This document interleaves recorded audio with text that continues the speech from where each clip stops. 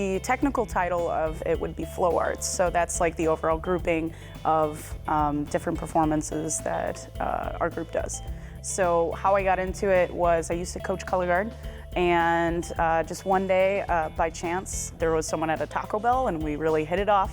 He handed me a fire sword and asked me if I liked the weight of it, and so I played with it a little bit and I was like, yeah, that's great. He's like, good, because we perform in 20 minutes. I said, okay, and it kind of goes along with the name of our group. It's Trial by Fire, because it's just something that you have to step into. So you just gotta, you do it or you don't.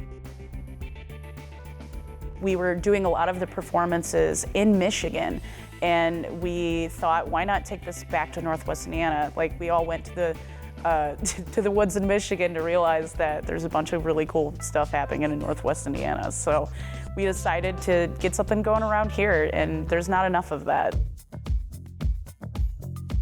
When you're doing performance arts, it's like a partnership, a combination of losing yourself to the performance and being so in the moment that it's not a separate thing. You are doing it with it. It's your partner. You're relying on its motions and you're doing everything within its boundaries. You don't try to do anything to push the fire's limits. Instead, you work within that. It's like a balancing act between your performance and also working with a natural element, and it's like rawness. Another thing, if you think of your prop more as a partner and you're dancing with it, if it wants to go in a direction, you see where it goes. And then you have the muscle memory, the experience, and the practice to kind of feel it out from that point. So it's one of those things that I don't even remember the song or like the different moves that I just did, because you're so in the moment for it that it's just such a neat experience.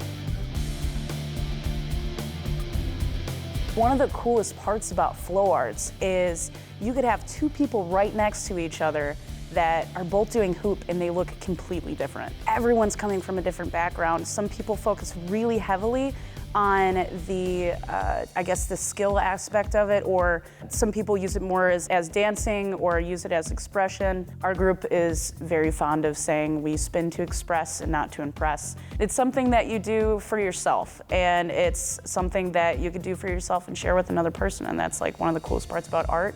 It's one of the coolest things about flow arts.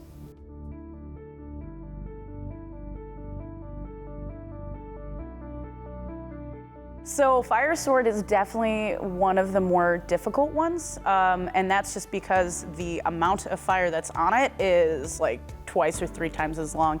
And it's not as hard doing the prop, but every prop, once you move to the level of doing it on fire, it's a completely different ball game because you have to worry about angles. Like if I take the sword and I point it down to the side, you know, the fire is gonna be going towards you as opposed to pointing it up. There's definitely a learning curve with that, but it's really fun to push your limits. And that is definitely a really solid human limit, is fire. Like, you've been told since you're younger, like, don't play with fire. But it's one of those limits that you realize that if you practice anything enough, you're able to do anything. And it's really inspiring, both to you, the performer, and the people that are watching it. I had a really cool experience where I was spinning fire on the beach. It was an event, it was over in Miller, and this little kid ran up, and he was 7 years old, and his dad had his hands on his shoulder, and he said, do you see that? I guarantee you she's not gonna drop it one time. You practice anything like that, and you could do anything in life. And I thought that was such a cool moment that, you know, you can inspire someone just by doing something that you love into them thinking that anything that they put their mind to, they can accomplish.